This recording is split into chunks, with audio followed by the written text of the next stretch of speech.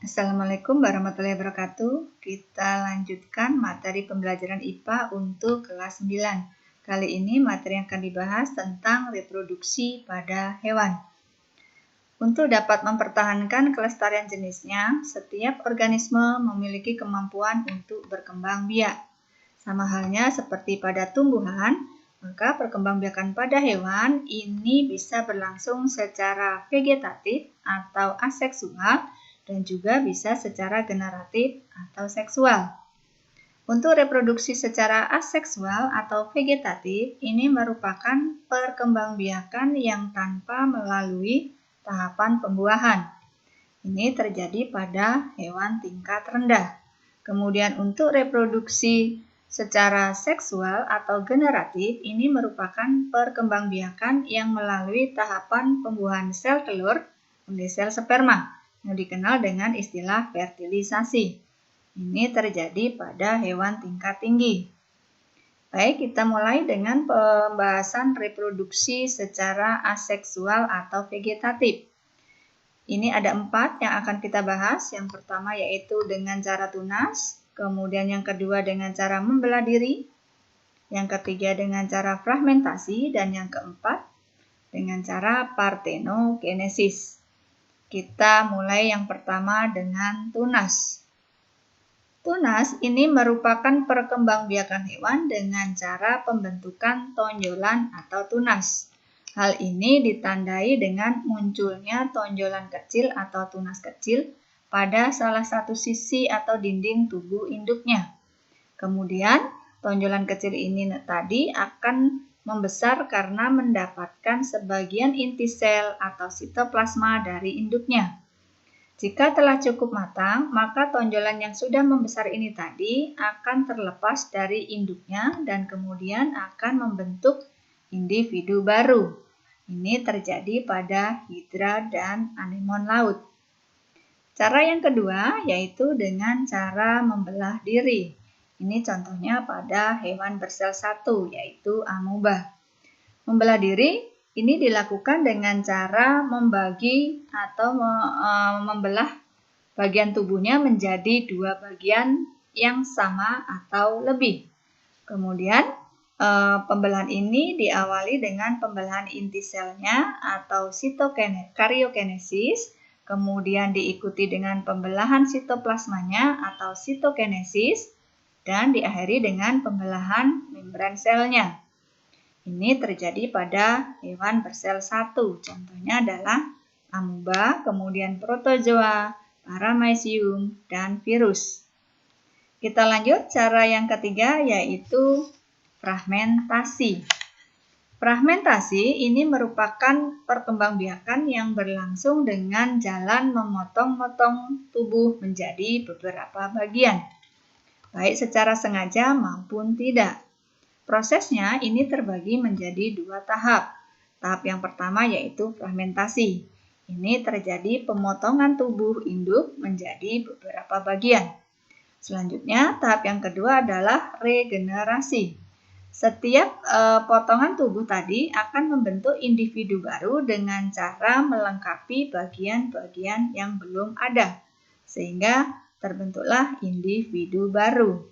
Nah, ini terjadi pada cacing planaria. Kita lanjut untuk cara yang keempat yaitu partenogenesis. Partenogenesis ini merupakan suatu bentuk reproduksi aseksual di mana betina memproduksi sel telur. Kemudian sel telur ini akan berkembang tanpa melalui proses fertilisasi. Ini contohnya terjadi pada lebah. Kita mengenal ada lebah pekerja dan ada lebah ratu atau pejantan. Lebah ratu ini akan menghasilkan ovum. Ovum yang dibuahi akan tumbuh menjadi lebah jantan dan lebah ratu. Kemudian, ovum yang tidak dibuahi akan tumbuh menjadi lebah pekerja, baik jantan maupun betina. Nah, ini untuk contoh yang lain terjadi pada kutu tanaman dan semut. Itulah tadi reproduksi hewan secara aseksual atau vegetatif. Kita lanjutkan untuk reproduksi hewan secara generatif atau seksual. Ada 3 yang akan kita bahas. Yang pertama yaitu ovipar, kemudian yang kedua vivipar, yang ketiga adalah ovovivipar. Kita bahas yang pertama untuk ovipar. Ovipar ini merupakan perkembangbiakan hewan yang meletakkan telur di luar tubuhnya. Kemudian hasil dari pembuahan sel telur dan sel sperma menghasilkan zigot yang akan berkembang menjadi embrio, di mana embrio ini berkembang di dalam telur dan memperoleh sumber makanan dari cadangan makanan dalam telur tadi.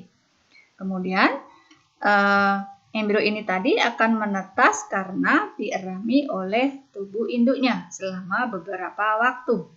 Ini contohnya terjadi pada ayam, kemudian burung, dan sebagian reptil. Kita akan lihat struktur dari telur. Ada 4 bagian struktur dari telur. Yang pertama adalah cangkang di bagian paling luar. Cangkang ini fungsinya untuk melindungi telur dari kerusakan, kemudian goncangan, dan juga kuman penyakit. Kemudian bagian dalamnya ada kalaza. Ini fungsinya untuk menjaga agar kuning telur tetap berada di tempatnya. Yang ketiga adalah kuning telur. Ini merupakan cadangan makanan bagi embrio yang sedang tumbuh. Dan yang keempat adalah putih telur. Ini berfungsi sebagai pelindung embrio dari goncangan. Baik, kita lanjut. Reproduksi seksual yang kedua, yaitu vivipar. Vivipar ini merupakan perkembangbiakan dengan cara melahirkan. Zigot hasil pembuahan akan berkembang menjadi embrio, di mana embrio berkembang di dalam rahim induk betinanya dan akan dilahirkan ketika umurnya sudah mencukupi. Embrio ini tadi akan memperoleh nutrisi melalui perantara plasenta. Nah, ini terjadi contohnya adalah pada mamalia. Tubuh mamalia ini dilengkapi dengan kelenjar mamae yang dapat menghasilkan susu. Kita lanjut cara yang ketiga yaitu ovovivipar. Ini adalah perpaduan antara bertelur dan melahirkan. Bedanya, embrio ini berkembang dalam telur kemudian berada di dalam tubuh induknya. Kemudian telur tadi akan menetas di dalam tubuh induk dan kemudian dilahirkan. Ini contohnya terjadi pada ikan hiu, kemudian kadal, bunglon, dan sebagian jenis ular. Baik, sekarang kita lanjut dengan pembuahan atau fertilisasi. Ini ada 2 jenis pembuahan atau fertilisasi. Yang pertama adalah pembuahan luar atau dikenal dengan fertilisasi eksternal, yaitu proses pembuahan yang berlangsung di luar tubuh induknya. Contohnya ini terjadi pada ikan, kemudian terjadi pada katak. Kemudian yang kedua adalah pembuahan dalam atau disebut dengan fertilisasi internal, yaitu proses pembuahan yang berlangsung di dalam tubuh induknya. Ini contohnya terjadi pada sebagian hewan darat dan sejumlah hewan laut dan air tawar. Yang berikutnya kita bahas tentang daur hidup atau metamorfosis. Metamorfosis merupakan perubahan bentuk hewan mulai dari telur hingga dewasa. Kita kenal ada 2 macam metamorfosis. Yang pertama yaitu metamorfosis sempurna, yaitu ditandai dengan melalui tahapan pupa, kemudian dari kecil hingga dewasa bentuknya sangat berbeda. Contohnya adalah metamorfosis pada kupu-kupu. Kemudian contoh yang kedua adalah metamorfosis pada kata. Kemudian ada metamorfosis pada lalat. Dan yang keempat adalah metamorfosis pada nyamuk. Jenis yang kedua yaitu metamorfosis tak sempurna. Ini ditandai dengan melalui tahapan nimfa. Dari kecil hingga dewasa bentuknya hampir serupa. Contohnya adalah metamorfosis pada kecoa, kemudian metamorfosis pada jangkrik, dan yang ketiga adalah metamorfosis pada capung. Itulah tadi pembahasan kita mengenai reproduksi pada hewan. Kita lanjutkan materi berikutnya di pertemuan yang akan datang. Saya akhiri. Wassalamualaikum warahmatullahi wabarakatuh.